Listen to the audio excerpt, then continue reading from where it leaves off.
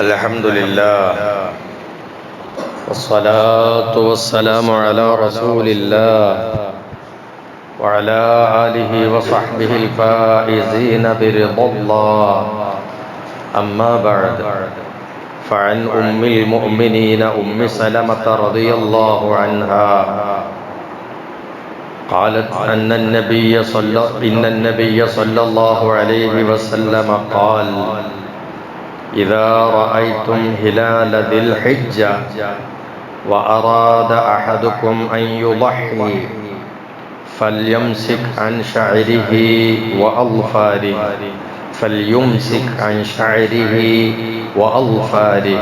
رواه الإمام مسلم. ബഹുമാനമുള്ള മുഅ്മിനീങ്ങളെ, സഹോദരന്മാരെ, അല്ലാഹു നമുക്ക് പ്രഭാതം ഖൈർ വർദ്ധിപ്പിച്ചു നൽകട്ടെ. നമുക്കും നമ്മോടൊപ്പമുള്ള മുഴുവൻ സഹോദരന്മാർ പ്രത്യേകമായ കാവലും പരിരക്ഷയും അല്ലാഹു പ്രദാനം ചെയ്യട്ടെ. വളരെ വേദനിക്കുന്ന ഒരു വാർത്തയാണ് ഇന്നലെ ഉച്ചയോടുകൂടി കേൾക്കാൻ കഴിഞ്ഞിട്ടുള്ളത്.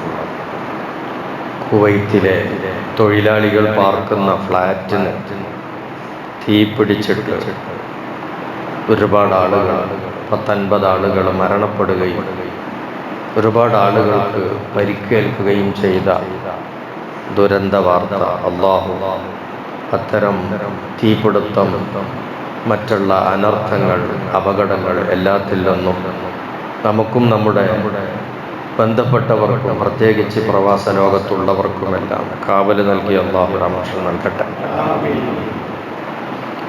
പവിത്രമായ ദുൽഹജ്ജ് 10 രാവും പകലും ഓരോന്നും കടന്നു പോകുമ്പോൾ പലതരം പുണ്യകർമ്മങ്ങളിൽ ഏർപ്പെടുന്ന വിശ്വാസികൾ അവരുടെ അമലുകളുടെ കൂട്ടത്തിൽ വളരെയേറെ ശ്രദ്ധിക്കപ്പെടേണ്ട ഒരു അമൽ പെരുന്നാൾ ദിവസത്തിൽ അവർ നടത്തുന്ന ബലിയെക്കുറിച്ചാണ്. പെരുന്നാളിൻ്റെ അന്നും തുടർന്നുള്ള 3 ദിവസങ്ങളിലുമാണ് അറവ് നടത്തേണ്ടുന്ന സമയം. എന്നാൽ ഒരു വിശ്വാസി ദുൽഹജ്ജ് 10 അതിൻ്റെ പിറ്റന്നാളുകളിലോ അറവ് നടത്താൻ ഉദ്ദേശിക്കുന്നുണ്ടെങ്കിൽ അവർ ദുൽഹജ്ജ് 1 മുതലേ ചില ഒരുക്കങ്ങൾ നടത്തുകയും അതിൻ്റെ ചില ആചാരങ്ങൾ പാലിക്കുകയും ചെയ്യണം എന്നുള്ള കാര്യമാണ് ഇന്ന് നിങ്ങളുടെ മുമ്പിൽ വെച്ച് ഓതിക്കേൾപ്പിച്ച ഹദീസിൽ ഉള്ളത്. തിരുനബിയുടെ ഭാര്യമാരിൽ ഒരാളായ ഉമ്മു സലമ ബീവിയെ തൊട്ട് ഉദ്ധരിക്കപ്പെടുകയാണ്. തിരുനബി ഒരിക്കൽ പറഞ്ഞു, ഇദാ റഅയ്തും ഹിലാല ദിൽ ഹിജ്ജ, നിങ്ങൾ ദുൽഹജ്ജിൻ്റെ ചന്ദ്രപ്പിറവി ദർശിച്ചാൽ, വഅറാദ അഹദുക്കും അൻ യുളഹിയ, നിങ്ങളിൽ ഒരാൾ ഉളുഹിയത്ത് അറക്കണം എന്ന് ഉദ്ദേശിക്കുകയും ചെയ്താൽ, അപ്പോൾ ദുൽഹജ്ജ് മാസം ആഗതമാവുകയും ഉളുഹിയത്ത് അറക്കണം എന്ന് ഉദ്ദേശിക്കുകയും ചെയ്താൽ, ഫൽയുംസിക് അൻ ശഅരിഹി വഅൽഫാരിഹി, അവൻ്റെ ശരീരത്തിലെ മുടിയും നഖവും നീക്കം ചെയ്യാതെ അവൻ ബ്രേക്ക് ചെയ്യണം. സാധാരണ ആഴ്ചയിലോ 2 ആഴ്ചയിലോ ഒക്കെ മുടിയെടുക്കുന്നവരുണ്ടാവും, ഷേവ് ചെയ്യുന്നവരുണ്ടാവും, നഖം വെട്ടുന്നവരുണ്ടാവും. എന്നാൽ ദുൽഹജ്ജ് 1 ആയി കഴിഞ്ഞാൽ ഉളുഹിയത്ത് ഉദ്ദേശിക്കുകയും ചെയ്താൽ അവർ ഈ കാര്യത്തിൽ കുറച്ച് നിയന്ത്രണം വരുത്തണം. അഥവാ അറവ് കഴിയുന്നത് വരെ അവരുടെ ശരീരത്തിൽ നിന്ന് അവർ രോമങ്ങൾ നീക്കം ചെയ്യരുത്, നഖങ്ങൾ മുറിക്കുകയും ചെയ്യരുത്. അതേസമയത്ത് എന്തെങ്കിലും പ്രശ്നങ്ങൾ സംഭവിച്ചാൽ, ഉദാഹരണം തലയിൽ ഒരു മുറിവേറ്റു, ആ മുറിവ് ബാൻഡേജ് ചെയ്യണം, അതിനവിടുത്തെ ഒരൽപ്പം മുടി ഷേവ് ചെയ്ത് ക്ലീൻ ചെയ്യണം, അതിന് വിരോധമില്ല. അതിനീ പറഞ്ഞ വിലക്കതിന് ബാധകമല്ല. അതുപോലെ മുഖത്ത് മുറിയായി, അതിന് മരുന്ന് വെച്ചിട്ട് ബാൻഡേജ് ചെയ്യണം, അപ്പോൾ അതിനവിടുത്തുള്ള രോമങ്ങൾ തടസ്സാണ്, അത് വടിച്ചു നീക്കണം. നീക്കുന്നതിന് വിരോധമില്ല. അതിന് ഈ പറഞ്ഞ വിലക്ക് തടസ്സമല്ല. അതുപോലെ തന്നെ നഖം ഒരല്പം പാതി പൊട്ടി എന്നിട്ട് അത് അവിടെ ഇവിടെയും പോറുകയും ഡ്രസ്സ് നൂല് വലിയുകയും ശരീരത്തിൽ ചെറുതായിട്ട് പോറലേൽക്കുകയും ചെയ്യുന്ന ഒരു സ്ഥിതിവിശേഷം ഉണ്ടെങ്കിൽ ആ നഖത്തെ വെട്ടി റെഡിയാക്കുന്നത് ഈ പറഞ്ഞ വിലക്കിന് ബാധകം അല്ല. അതായത് നമുക്ക് എന്തെങ്കിലും പ്രയാസങ്ങൾ ഉണ്ടെങ്കിൽ ആ പ്രയാസം നീക്കുന്നതിൻ്റെ ഭാഗമായി മുടിയും നഖവും മാറ്റുക എന്നുള്ളതല്ലാതെ, അപ്പോ ഒരു വിരലിലെ നഖമാണ് കുറച്ച് പറഞ്ഞു വന്നിട്ടോ മുറിഞ്ഞു പോയിട്ടോ ബാക്കിയുള്ളത് കൊണ്ട് പ്രയാസം വരുന്നതെങ്കിൽ ആ നഖം മാത്രം ക്ലിയർ ചെയ്യുക, ബാക്കിയുള്ളത് അവിടെ നിർത്തിയിട്ട് അത് മാത്രം ഒന്ന് വരുത്തിയിട്ടോ അല്ലെങ്കിൽ അതിൻ്റെ അപ്പുറപ്പുറമൊക്കെ കട്ട് ചെയ്ത് ലെവലാക്കിയിട്ടോ ക്ലിയർ ചെയ്യാവുന്നതാണ്.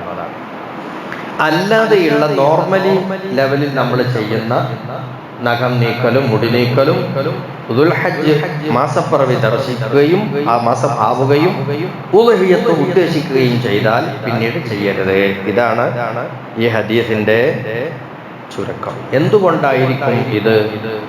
ഒരു വിശ്വാസി ദുൽഹജ്ജ് 1 മുതൽ ഉദ്ഹിയ്യത്തിന് ഒരുങ്ങുമ്പോൾ അവൻ ഒരു ഇബാദത്തിലേക്ക് പ്രവേശിച്ചു കഴിഞ്ഞു. ആ ഇബാദത്തിലേക്ക് പ്രവേശിച്ചവൻ പടച്ച റബ്ബിന്റെ പൊരുത്തത്തിലേക്ക് അടുക്കുകയാണ്. അവന് കിട്ടാനിരിക്കുന്ന പ്രതിഫലം ചെറുതല്ല. ബലികർമ്മം നടത്തുന്നതിലൂടെ കിട്ടുന്ന ആ പ്രതിഫലത്തിന്റെ വണ്ണവലിപ്പം അത് വർദ്ധിക്കാൻ, അതിവന്റെ ശരീരത്തിലെ രോമവും നഖവും എത്രത്തോളം ഉണ്ടോ, എത്രത്തോളം അതുവരെ വളരുന്നുവോ ആ വളർച്ചക്കു കൂടി പകരം പ്രതിഫലം കിട്ടാനുള്ളതാണ്. ഇത് മുറിച്ചു മാറ്റിയാൽ അതിന്റെ ഗുണം കുറയും, പ്രതിഫലം കുറയും. അപ്പൊ ഈ ഇവന്റെ ശരീരത്തിലെ രോമങ്ങളുടെ എണ്ണവും അതിന്റെ വലിപ്പവും അതുപോലെ നഖങ്ങളും അവന്റെ ശരീരത്തിലെ എല്ലാ സെല്ലുകളും അതിനെല്ലാം പകരമായിട്ട് പടച്ച റബ്ബ് എന്ത് ചെയ്യും? പ്രതിഫലം കൊടുക്കും. അപ്പൊ അള്ളാഹുവിന്റെ പ്രതിഫലം കൂടുതൽ കിട്ടാൻ ഇത് കാരണമാകുന്നത് കൊണ്ടാണ് അങ്ങനെ ഒരു ആചാരം ഇസ്ലാം അനുവദിക്കുകയും നമ്മളോട് ആവശ്യപ്പെടുകയും ചെയ്തത്. ഇത് ഇസ്ലാമിന്റെ ഒരു ആചാരം, ഇസ്ലാമിന്റെ ഒരു സംസ്കാരം. എന്നാൽ ഇപ്പോ നമ്മുടെ ഇടയിൽ ഇവിടെ ഉണ്ടോന്ന് അറിയില്ല, ഞങ്ങളുടെ നാട്ടിലൊക്കെ ചിലർ കാണും. നമ്മുടെ അമുസ്ലിം സുഹൃത്തുക്കളുടെ കൂട്ടത്തിൽ ചെറുപ്പക്കാരായ ചിലര് അവര് താടി വെക്കാതെ മീശ നന്നായിട്ട് വളർത്തുകയും മുടി വളർത്തുകയൊക്കെ ചെയ്ത് നടക്കുന്ന ചെറുപ്പക്കാർ കല്യാണമൊക്കെ കഴിഞ്ഞ് കുറച്ച് കഴിയുമ്പോൾ കാണാം ഇവര് താടി വളർത്തും. അപ്പൊ അതെന്താ അതിന്റെ ഇപ്പൊ എന്താ താടി വളർത്തുന്നത്? ഒന്നുമല്ല, അവരുടെ ഭാര്യ ഗർഭിണിയായിട്ടുണ്ട്. അപ്പൊ ഭാര്യ ഗർഭിണിയായാൽ താടി പഠിക്കാതെയും വെട്ടാതെയും വിടുക, എന്നിട്ട് ആ ഭാര്യ പ്രസവിക്കുമ്പോൾ മാത്രമേ പിന്നെന്താക്കുള്ളൂ, പോയിട്ട് ഇത് നീക്കം ചെയ്യുള്ളൂ. ഇങ്ങനൊരു ആചാരം ഞങ്ങളുടെ നാട്ടിലൊക്കെ ചിലയിടത്ത് കണ്ടിട്ടുണ്ട്. വാസ്തവത്തിൽ അങ്ങനെ ഒരു ആചാരം ഇസ്ലാമിലില്ല, ഇസ്ലാം പഠിപ്പിച്ചിട്ടില്ല എന്ന് നമ്മൾ തിരിച്ചറിയണം. നമുക്ക് നമ്മുടേതായിട്ടുള്ള ആചാരങ്ങളുണ്ട്. ഇനി ആ സഹോദരന്മാരുടെ ഏതെങ്കിലും പിന്നെ വേദഗ്രന്ഥങ്ങളിലോ ശാസ്ത്രങ്ങളിലോ ഓല മതത്തിലെ ചിട്ടകളിലോ ആചാരങ്ങളിലോ അങ്ങനെ ഉണ്ടോന്ന് അറിയില്ല. ഇനി ഉണ്ടാവട്ടെ, ഇല്ലാതിരിക്കട്ടെ. രണ്ടായാലും നമുക്ക് അങ്ങനെ ഒരു ആചാരം പഠിപ്പിക്കപ്പെട്ടിട്ടില്ല. ഭാര്യ ഗർഭിണി ആയതുകൊണ്ട് ഭർത്താവ് എന്തെങ്കിലും ആചരിക്കുക എന്ന് പറയുന്ന ആ രീതി, അങ്ങനത്തത് നമ്മുടെ ഇസ്ലാമിൽ ഇല്ലാത്തതാണ് എന്നുകൂടി നമ്മൾ മനസ്സിലാക്കണം. അപ്പോ ഇനി ദുൽഹജ്ജ് 1 മുതൽ 10 വരെ ഇവര് താടിയും മുടിയും എടുക്കാതെയൊക്കെ ഒന്ന് ആചരിക്കണം എന്ന് പറയുമ്പോ അതിൻ്റെ ഇടയിൽ ഏത് വരുന്നുണ്ട്? വെള്ളിയാഴ്ച വരുന്നുണ്ട്. വെള്ളിയാഴ്ച ഒന്നല്ല, വെള്ളിയാഴ്ച 2 വെള്ളിയാഴ്ച കിട്ടും, വെള്ളിയാഴ്ചകൾ വരുന്നുണ്ട്. ചിലപ്പോൾ ഒരു വെള്ളിയാഴ്ച ആയിരിക്കും, ചിലപ്പോൾ 2 വെള്ളിയാഴ്ച കിട്ടും. എങ്ങനെയായാലും ആ വെള്ളിയാഴ്ചകൾ വരുമ്പോൾ നമുക്ക് മുടിയെടുക്കലും നഖം മുറിക്കലും ഒക്കെ സുന്നത്തുണ്ടല്ലോ. ഈ സുന്നത്തുകൾ ഈ സമയത്ത് പാലിക്കണ്ടേന്ന് ചോദിക്കും, വെള്ളിയാഴ്ചയല്ലേ? അതുപോലെ പെരുന്നാൾ വന്നാലും നമുക്ക് സുന്നത്തുണ്ട്. മുടിവെട്ടി ഒപ്പിക്കുന്നതും ഭംഗിയാക്കുന്നതും അതുപോലെ തന്നെ നഖം മുറിക്കുന്നതും ശരീരം വെടിപ്പാക്കുന്നതും ഒക്കെ നമുക്ക് പെരുന്നാളിനും സുന്നത്തുണ്ട്. അപ്പൊ ഈ ഉദ്ഹിയ്യത്ത് അറവിന്റെ മുമ്പ് വരുന്ന വെള്ളിയാഴ്ചകളും പെരുന്നാൾ സുദിനവും അതുമായി ബന്ധപ്പെട്ടിട്ടുള്ള ഈ സുന്നത്തുകൾ എടുക്കാൻ പാടില്ലേ എന്ന് ചോദിച്ചാൽ പാടില്ല എന്ന് തന്നെയാണ്. ഉദ്ഹിയ്യത്ത് അറക്കാൻ ഉദ്ദേശിക്കുന്ന ആളുകൾ അറവ് കഴിഞ്ഞിട്ടേ അത് ചെയ്യാവൂ. അതിൻ്റെ ഇടയിലുള്ള പെരുന്നാളിന്റെ പേരിലോ വെള്ളിയാഴ്ചയുടെ പേരിലോ ഈ നഖവും മുടിയൊന്നും നീക്കുന്നത് പാടില്ല എന്നുള്ളതാണ്. ഇനിയൊരു കാര്യം ഇവിടെ സംശയം ചില ആളുകൾ ചോദിച്ചിട്ടുള്ളത് പറയാം.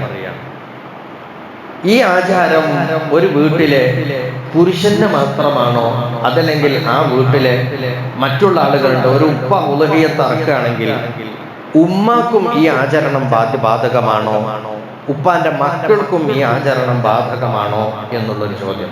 ഒരിക്കലും അങ്ങനെ ബാധകമില്ല. ഉലഹിയത്ത് അറക്കുന്നത് ഒരു പുരയിലെ ഒരാളാണെങ്കിൽ ആരാണോ അറക്കുന്ന ആള് ഓൻ മാത്രമാണ് ഇത് ആചരിക്കേണ്ടത്. അല്ലാതെ അവന്റെ ചെലവ് കിട്ടി കഴിയുന്ന ആശ്രിതരായിട്ടുള്ള ഭാര്യക്കോ മക്കൾക്കോ ഒന്നും ഇതെന്തല്ല, ബാധകല്ല. അപ്പൊ ഒരു മുടി നഖം നീക്കാണ്ട് വെള്ളിയാഴ്ച വന്നിട്ടും പെരുന്നാൾ വന്നിട്ടും ഇതൊന്നും ചെയ്യാതെ നിൽക്കണം, അങ്ങനെയല്ല. ഏതുപോലെ നമ്മളിപ്പോ ജമാഅത്തായിട്ട് നിസ്കരിക്കുന്നു, അത് ഫർള് കിഫായത്താണ്. ഫർള് കിഫായ. ഈ ഫർള് കിഫായ വീടാൻ നാട്ടിലെ കുറച്ചാളുകൾ വന്നിട്ട് ജമാഅത്ത് നിർവഹിച്ചാൽ ആ നാട്ടിലെ എല്ലാവരും ആ ബാധ്യതയിൽ നിന്ന് ഒഴിവായി. ഇതാണല്ല ഈ ഫർള് കിഫായ എന്ന് പറഞ്ഞ ഉദ്ദേശം. എന്നാൽ ഈ ജമാഅത്തിന് പങ്കെടുക്കുന്ന ആളുകൾ ജമാഅത്തിന്റെ മര്യാദകൾ പാലിച്ച് അവർ ഒളു എടുത്തിട്ട് പള്ളിയിൽ കയറി ജമാഅത്തിലെ സഫൊക്കെ ശരിയാക്കി അങ്ങനെയൊക്കെ ശ്രദ്ധിച്ചും സൂക്ഷിച്ചും ഒളു എടുത്തിട്ടും ഒക്കെ നടക്കേണ്ടതാരാ? ജമാഅത്തിൽ പങ്കെടുക്കുന്ന ആള്. എന്നല്ലാതെ നാട്ടുകാരുടെയൊക്കെ ബാധ്യത ഇവരെ കൊണ്ട് തീരും എന്നതുകൊണ്ട് നാട്ടിലെ എല്ലാവരും ആ സമയത്ത് ഒളു എടുത്തുകൊണ്ടിരിക്കണം, ഒരു സഫ് ശരിയാക്കി നിൽക്കണം എന്നുള്ള കണക്കുണ്ട്, ഇല്ല. അപ്പൊ ഈ കർമ്മവുമായിട്ട് ബന്ധപ്പെടുന്ന ആളുകളാണ് ആ കർമ്മത്തിന്റെ ആചാരങ്ങൾ പുലർത്തേണ്ടത്, പാലിക്കേണ്ടത്. അപ്പൊ വീട്ടിലിരിക്കുന്ന തന്റെ ഭാര്യക്കോ തന്റെ മക്കൾക്കോ ഒന്നും എന്തല്ല, ഈ ആചരണം ബാധകം അല്ല. ഉളിയത്ത് അറക്കുന്നതാരം ഓനിക്ക് മാത്രം പറഞ്ഞതാണ്. ഒന്നു മുതലേ ഈ പറഞ്ഞ കാര്യങ്ങൾ. ചിലപ്പോ ഒരു വീട്ടില് ബാപ്പയുണ്ടാവും, മക്കളൊക്കെ മുതിർന്ന ആളുകളായിരിക്കും, ഓരും ജോലി ചെയ്യുന്നവരും വരുമാനമുള്ളവരൊക്കെ. എന്നാൽ ഈ വാപ്പയും മക്കളും ഉളിയത്ത് അറക്കുന്നുണ്ടെങ്കിൽ, അതായത് ഷെയർ കൂടുന്നുണ്ട്.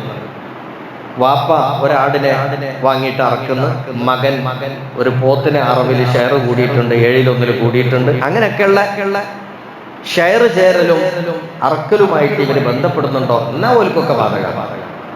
അതുപോലെ വീട്ടിലെ ഉമ്മ, ആ ഉമ്മ എന്ത് ചെയ്തിട്ടുണ്ട്? ഉളുഹിയത്ത് അറക്കുന്നുണ്ട്, ഉളുഹിയത്തിന്റെ ഉരുവിനെ വാങ്ങി കെട്ടിയിട്ടുണ്ട്, അല്ലെങ്കിൽ 7 ആൾ കൂടി അറക്കുന്നതിൽ ഷെയർ ചേർന്നിട്ടുണ്ട് എങ്കിൽ ആ ഉമ്മക്കും ബാധകമാണ്, അല്ലാത്ത കാലത്തോളം ബാധകമല്ല. അപ്പോ ഈ ഉളുഹിയത്ത് എന്ന് പറയുന്നത് സുന്നത്ത് കിഫായത്തായതുകൊണ്ട് ഈ സുന്നത്ത് കിഫായത്ത് ഒരാൾ ചെയ്താൽ ആ കുടുംബത്തിന്റെ ബാധ്യത വിടും എന്നാണല്ലോ മസാല.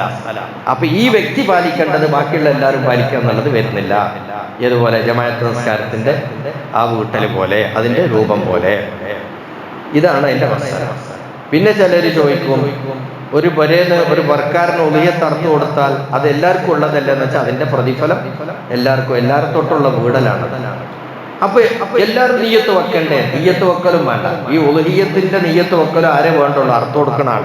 അയാളാണ് മനസ്സിൽ കരുതേണ്ടത്, ഞാൻ ഇക്കൊല്ലം ഉളുഹിയത്ത് അറക്കണുണ്ട് എനിക്കും എൻ്റെ കുടുംബത്തിനും വേണ്ടി എന്ന് അദ്ദേഹം നീയത്ത് വെക്കാന്നല്ലാണ്ട് കുടുംബത്തിൽ എല്ലാവരും ഭാര്യ മക്കളൊക്കെ നീയത്ത് വെക്കാൻ അങ്ങനെയല്ല, ഇല്ല. ഇയാള് നേരത്തെ കരുതി ഉരുവിനെ വാങ്ങിയിട്ട് മനസ്സിൽ കരുതുക ഇത് ഉളുഹിയത്ത് അറക്കാനുള്ളതാണെന്ന് കരുതുക, അല്ലെങ്കിൽ അറക്കാൻ നേരത്ത് ഉളുഹിയത്താണെന്ന് കരുതിക്കൊണ്ട് അറക്കുക, അല്ലെങ്കിൽ വേറൊരാളെ അറക്കാൻ വേണ്ടി ഏൽപ്പിക്കുകയാണെങ്കിൽ ഓൻ്റെ അടുത്ത് കത്തി കൊടുക്കുമ്പോൾ ഇത് എൻ്റെ ഉളുഹിയത്താണ് ഈ അറക്കുക എന്ന് പറഞ്ഞിട്ട് അറവുകാരനെ ഏൽപ്പിക്കുമ്പോൾ നീയത്ത് വെക്കുക. ഈ നിയത്തുകളൊക്കെ സാധുവാണ്, എപ്പോ നിയത്ത് വെച്ചാലും മതി. അറുത്ത് കഴിഞ്ഞിട്ട് പിന്നെ നിയത്ത് വെച്ചത് നേരത്തെ അറുത്തത് എൻ്റെ ഉളിയത്തായിരുന്നു എന്ന് പിന്നെ നിയത്ത് വെച്ചിട്ട് കാര്യമല്ല. അറവിന്റെ മുമ്പായിട്ട് ആ നിയത്ത് വരണം. മൃഗത്തെ വാങ്ങുമ്പോഴോ വാങ്ങിയതിന്റെ ശേഷമോ വേർതിരിക്കുന്ന സമയത്തോ അറക്കാൻ നേരത്തോ അറക്കാൻ ഏൽപ്പിക്കുന്ന നേരത്തോ ഒക്കെയാണ് ആ നിയത്ത് വേണ്ടത്. അതും അറവിന്റെ ആരാണോ അറക്കണ ഉടമ അയാൾ മാത്രമേ നിയത്ത് വെക്കേണ്ടതുള്ളൂ. അല്ലാതെ പുറക്കാരെല്ലാവരും അതിന് നിയത്ത് വെക്കേണ്ട കാര്യങ്ങളൊന്നും ഇല്ല എന്നുകൂടി ഓർമ്മപ്പെടുത്തുന്നു. അല്ലാഹു തആല അവന്റെ അടുക്കൽ സ്വീകാര്യമായ അമലുകൾ പുണ്യങ്ങൾ കൂടുതൽ ചെയ്യാൻ നമുക്കെല്ലാവർക്കും തൗഫീഖ് വർദ്ധിപ്പിക്കട്ടെ. ദുൽഹജ്ജിന്റെ ഈ പവിത്രമായ ദിനരാത്രങ്ങളിൽ ധാരാളം ഖൈറുകൾ ബറക്കത്തുകൾ അല്ലാഹു നമുക്കൊക്കെയും പ്രദാനം ചെയ്യട്ടെ. കുവൈത്തിലെ കെട്ടിട അപകടത്തിൽ തീപിടുത്തത്തിൽ മരിച്ചുപോയ നമ്മുടെ സഹോദരന്മാർ അവർക്ക് അല്ലാഹു തആല മഗ്ഫിറത്തും റഹ്മത്തും പ്രദാനം ചെയ്യട്ടെ. പരിക്കുപറ്റി കഴിയുന്നവരൊക്കെ എത്രയും പെട്ടെന്ന് സുഖം പ്രാപിക്കാൻ അല്ലാഹു എളുപ്പം ചെയ്തു കൊടുക്കട്ടെ. അല്ലാഹു അവർക്കൊക്കെയും ശിഫാവും ശമനവും വേദന സംഹാരവും അല്ലാഹു തആല അവർക്ക് നൽകട്ടെ. വആഖിറു ദഅവാനാ അനിൽ ഹംദുലില്ലാഹി റബ്ബിൽ ആലമീൻ.